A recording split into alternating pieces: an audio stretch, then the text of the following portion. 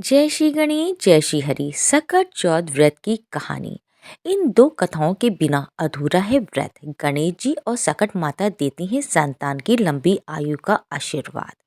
सकट चौथ यानी गणेश जी का व्रत है। इस दिन महिलाएं अपनी संतान के लिए व्रत रखती हैं और पूरे दिन निर्जल रह के व्रत करती हैं। रात को चांद को अर्घ देने के बाद में व्रत खोलती हैं।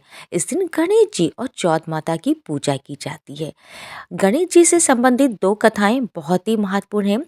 आइए जानते हैं, उन कथाओं का श्रवण करते हैं। भगवान श्री कृष्ण जी कहते कभी भी किसी भी कथा को आधा अधूरा नहीं सुनना चाहिए, इससे संपूर्ण फल की प्राप्ति नहीं होती है। एक शहर में देवरानी जेठानी रहती थी। देवरानी गरीब थी और जेठानी अमीर थी। देवरानी हमेशा गणेश जी का पूजन और व्रत करती थी। देवरानी का पति जंगल से लकड़ी काट कर बेचता था। देवरानी घर का खर्च चलाने के लिए जेठानी के घर काम करती थी और शाम को बचा हुआ खाना लेकर जाती थी। माघ महीने में गणेश जी का व्रत सकट चौथ देवरानी ने रखा। उसके पास पैसे नहीं थे, इसलिए उसने तिल व गुड़ लाकर तिलकुटा बनाया। पूजा करके तिल चौथ की कथा सुनी और जेठानी के यहाँ काम करने चली गई। सोचा शाम को चांद को अर्घ देकर जेठानी के यहाँ से लाया हुआ खाना और तिलकुटा खाएगी। शाम को जब जेठानी के घर खाना बनाया तो उसकी जेठानी ने व्रत किया हुआ था, करने के कारण किसी ने भी खाना नहीं खाया। अब देवरानी ने जेठानी से बोला, आप मुझे खाना दे दो जिससे मैं घर जाऊं। इस पर जेठानी ने कहा कि आज तो किसी ने भी अभी तक खाना नहीं खाया, तुम्हें कैसे दे दूं? तुम सवेरे ही बचा हुआ खाना ले जाना। देवरानी उदास मन से घर चली गई। देवरानी के घर में पति बच्चे सब आस लगाए बैठे थे। आज तो त्योहार है, इसलिए कुछ खास पकवान आदि खाने को मिलेगा। लेकिन जब बच्चों को पता चला कि आज तो रोटी भी नहीं मिलेगी तो बच्चों को रोने लगे। उसका पति को भी बहुत गुस्सा आया, वो भी क्रोधित होने लगा। दिन भर काम करने के बाद भी वह रोटियां नहीं ला सकती है। अब बेचारी गणेश जी को याद करती हुई रोती रोती पानी पी के सो गई। उस दिन सकट माता बुढ़िया माता का रूप धारण कर देवरानी के सपने में आई और कहने लगी, सो रही है या जाग रही है? वे बोली, कुछ सो रहे हैं कुछ जाग रहे हैं। बुढ़िया बोली, भूख लगी है, खाने के लिए कुछ दे। देवरानी बोली, क्या दूं? मेरे घर में तो अन्न का एक दाना भी नहीं है। जिठानी बचा कुचा खाना देती थी, आज वो भी नहीं मिला है। पूजा का बचा हुआ तिलकुटा छीके में पड़ा है, वही खा लो। सकट माता ने तिलकूट खाया। उसके बाद कहने लगे, निपटाई लगी है, कहाँ निपटे? उसने कहा, ये खाली झोपड़ी है, आप कहीं भी जा सकती हैं, जहाँ इच्छा हो वहाँ निपट लो। फिर सकट माता बोली, अब कहाँ पहुँचूं? देवरानी को बहुत गुस्सा आया कि इतनी देर से मुझे परेशान कर रही है, सो बोली, मेरी साड़ी से पूछ लो। देवरानी जब सुबह उठी तो देखा, हैरान हो गई कि पूरा घर हीरे मोती से जगमगा उठा। उस दिन देवरानी जेठानी के घर काम करने नहीं गई। जेठानी ने कुछ देर तो राह देखी, फिर बच्चों को देवरानी के बुलाने के लिए भेजा। जेठानी ने सोचा, कल खाना नहीं दिया था, इसलिए शायद देवरानी बुरा मान गई होगी। बच्चे बुलाने गए।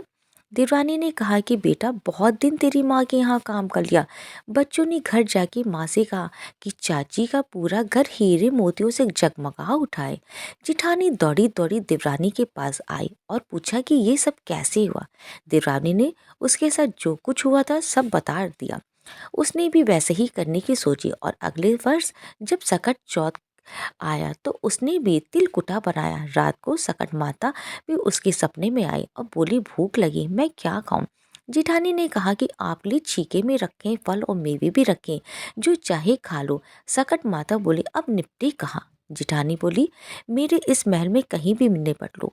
फिर उन्होंने बोला कि अब पूछो कहाँ? जिठानी बोली, कहीं भी पूछ लो। सुबह जब जिठानी जगी तो देखा पूरे घर में बदबू बदबू है, गंदगी के अलावा कुछ नहीं थी। सकट माता जैसे देवरानी पे आपने कृपा की, वैसे ही हम सब पे भी कृपा करे।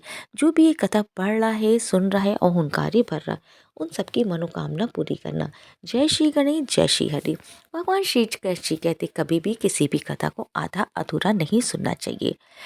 एक बुढ़िया थी, वह बहुत ही गरीब और दृष्टिहीन थी। उसके एक बेटा और बहू थे।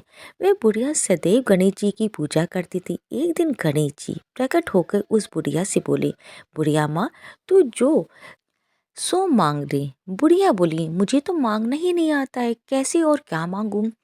तब गणेश जी बोले, अपने बहू बेटे से पूछकर मांग ले। तब बुढ़िया ने अपने बेटे से कहा, गणेश जी कहते हैं तू कुछ मांग ले, बता मैं क्या मांगूं। पोते ने कहा, माँ तू धन मांग ले। बहू से पूछा तो बहू ने कहा, नाती मांग ले। तब बुढ़िया ने सोचा, ये तो अपनी अपने मतलब की बात कह रहे हैं।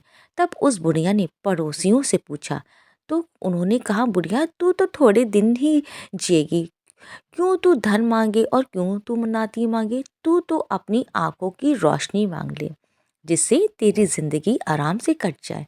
इस पर बुढ़िया बोली, यदि आप प्रसन्न हैं तो मुझे 9 करोड़ की माया दे, निरोगी काया दे, अमर सुहाग दे, आंखों की रोशनी दे, नाती दे, पोता दे और सब परिवार को सुख दे और अंत में मोक्ष दे।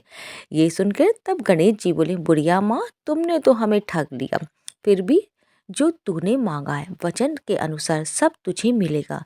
और ये कह के गणेश जी अंतर ध्यान हो गए। उधर बुढ़िया माँ ने जो कुछ मांगा वह सब कुछ मिल गया। गणेश जी महाराज, जैसे तुमने उस बुढ़िया माँ को सब कुछ दिया है, वैसे ही ये जो कथा सुन रहा है, कह रहा है और हुंकारे भर रहा है, और उनकी भी हर मनोकामना को पूरी करना। जो लाइक और कमेंट और कहानी को शेयर करें। जय श्री राधे, जय श्री कृष्णा। कौन कौन गणेश चौथ का व्रत करता है कमेंट में अवश्य बताएं।